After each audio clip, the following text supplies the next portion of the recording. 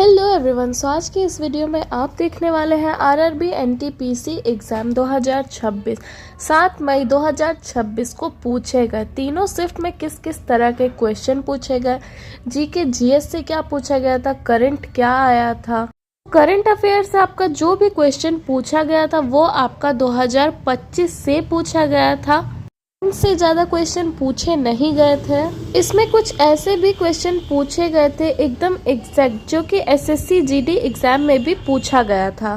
तो आप लोग सारे क्वेश्चन को ध्यान से देखिएगा, उससे रिलेटेड काफ़ी सारी जो चीज़ें होती है उन्हें भी पढ़ लीजिएगा और कुछ क्वेश्चन ऐसे भी है जो आगे जाके रिपीट हो सकता है, तो वीडियो को एंड तक ज़रूर देखिएगा। सो फर्स्ट क्वेश्चन में आपसे ये पूछा गया था कि पटचित्र निम्नलिखित में से किस राज्य की एक पारंपरिक चित्रकला शैली है। तो ये जो पटचित्र है ये आपका उड़ीसा राज्य का एक बहुत ही प्रसिद्ध पारंपरिक चित्रकला शैली है। तो उड़ीसा आपको ऑप्शन में दिया गया था, इसलिए ये आपका करेक्ट आंसर होगा। और ये जो पटचित्र है ये आपका कपड़ा आधारित चित्रकला शैली है, तो इस चीज़ को भी आप लोग ध्यान में रखिएगा। नेक्स्ट क्वेश्चन में ये पूछा गया कि भारतीय संविधान के किस अनुच्छेद के तहत किसी राज्य में राष्ट्रपति शासन लगाया जाता है। तो देखिए, भारतीय संविधान के अनुच्छेद 356 के तहत किसी भी राज्य में राष्ट्रपति का शासन लगाया जाता है, इसलिए अनुच्छेद 356 आपका करेक्ट आंसर होगा। और ये कि जब भी किसी राज्य की सरकार संवैधानिक तंत्र के अनुसार कार्य करने में विफल हो जाती है तो राष्ट्रपति अनुच्छेद 356 के ही तहत उस राज्य का प्रशासन अपने हाथ में ले सकता है। इसको राज्य आपातकाल या फिर संवैधानिक आपातकाल भी कहा जाता है। तो इसीलिए अनुच्छेद 356 के तहत। नेक्स्ट क्वेश्चन में आपसे ये पूछा गया है कि भारतीय संविधान के किस अनुच्छेद के तहत नगर पालिकाओं का गठन का प्रावधान है। तो भारतीय संविधान के अनुच्छेद 243 क्यू के तहत 243 क्यू के तहत नगर पालिकाओं के गठन का प्रावधान दिया गया है। और इस अनुच्छेद के अनुसार प्रत्येक राज्य में 3 प्रकार के नगर पालिकाओं का गठन किया जाता है, जिसमें ऑप्शन में आपका 243 क्यू दिया गया था, इसलिए ये आपका करेक्ट आंसर होगा। नेक्स्ट क्वेश्चन आपसे फेमा से रिलेटेड पूछा गया। यहाँ पे आपका क्वेश्चन है, विदेशी मुद्रा प्रबंधन अधिनियम किस वर्ष लागू हुआ जिसने विदेशी मुद्रा विनिमय अधिनियम का स्थान लिया। तो देखिए, ये जो विदेशी मुद्रा प्रबंधन अधिनियम है ये आपका 29 दिसंबर 1999 को पारित किया गया था।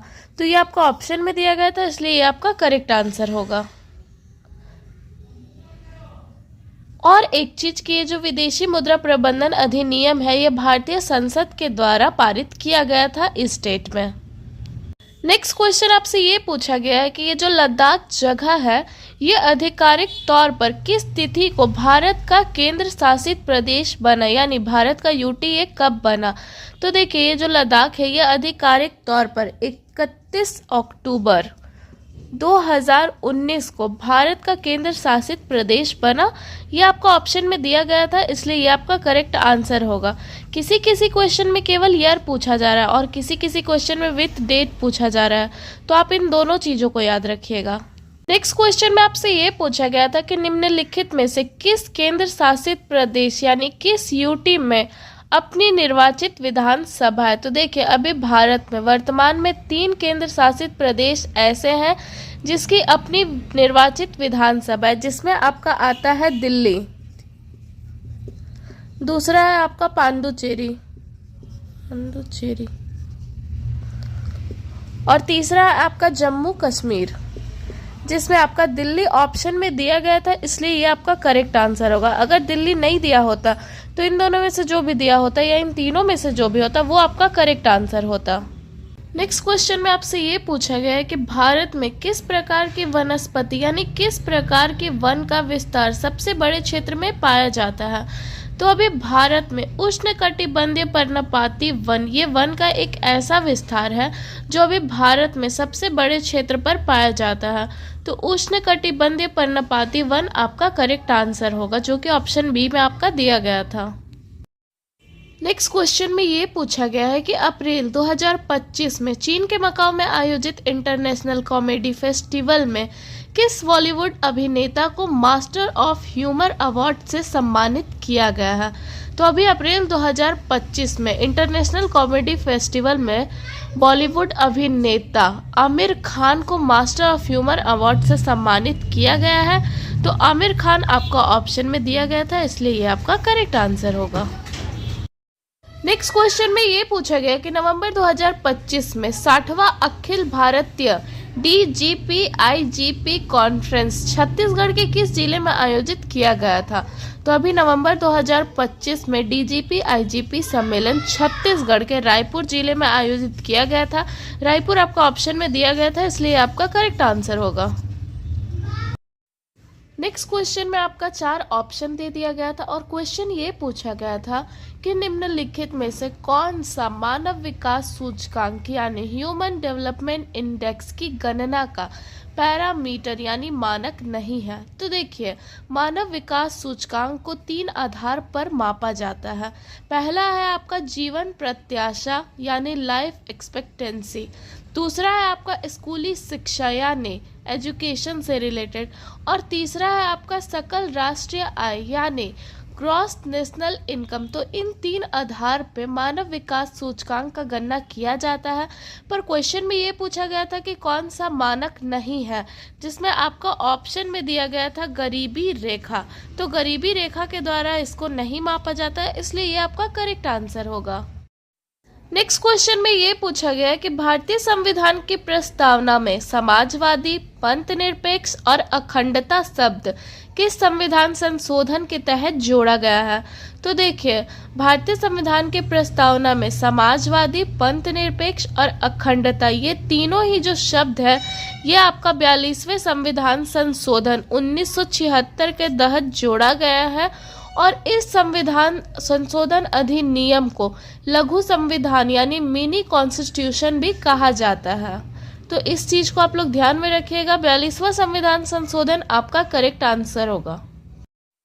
नेक्स्ट क्वेश्चन में पूछा गया है कि अकबर ने मुगल प्रशासन में मनसबदारी प्रणाली की शुरुआत मुख्य रूप से क्यों की थी? तो अकबर ने मुगल प्रशासन में मनसबदारी प्रणाली की शुरुआत मुख्य रूप से इसलिए किया था ताकि सेना को संगठित किया जा सके और प्रशासन में केंद्रीयकरण के लिए। तो ये आपका करेक्ट आंसर होगा। नेक्स्ट क्वेश्चन में आपसे ये पूछा गया था कि 18वीं शताब्दी के उत्तरार्ध में बंगाल में हुए प्रसिद्ध सन्यासी विद्रोह का मुख्य कारण क्या था? तो 18वीं शताब्दी में उत्तरार्ध में बंगाल में जो प्रसिद्ध सन्यासी विद्रोह हुआ था उसका मुख्य कारण था बंगाल में भीषण अकाल पड़ जाना और तीर्थ यात्रा पर प्रतिबंध लगाना। तो ये आपका करेक्ट आंसर होगा। नेक्स्ट क्वेश्चन में पूछा गया है कि H2O यानी जल के एक अणु में मास यानी द्रव्यमान के अनुसार हाइड्रोजन और ऑक्सीजन का अनुपात कितना होता है? तो जल के एक अणु में द्रव्यमान के अनुसार हाइड्रोजन और ऑक्सीजन का अनुपात होता है 2:1। सो 2:1 आपका ऑप्शन में दिया गया था, इसलिए ये आपका करेक्ट आंसर होगा। नेक्स्ट क्वेश्चन में आपसे ये पूछा गया है कि पोलराइज्ड सन ग्लासेस यानी जो धूप के चश्मे होते हैं ये प्रकाश की किस परिघटना के आधार पर चमक को कम करते हैं?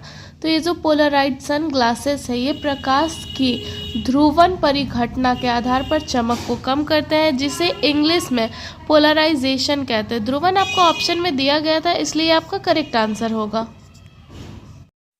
नेक्स्ट क्वेश्चन में पूछा गया कि यदि किसी ध्वनि की प्रबलता यानी लाउडनेस बढ़ती है तो उस ध्वनि तरंग के निम्नलिखित में से किस गुण में वृद्धि होती है? तो अगर किसी भी ध्वनि का प्रबलता यानी अगर लाउडनेस बढ़ेगा तो उस ध्वनि तरंग के आयाम यानी एम्पलीट्यूड जिसको इंग्लिश में कहते हैं उस पर प्रभाव पड़ता है, उस पर वृद्धि होता है। तो आयाम यानी एम्पलीट्यूड आपका करेक्ट आंसर होगा।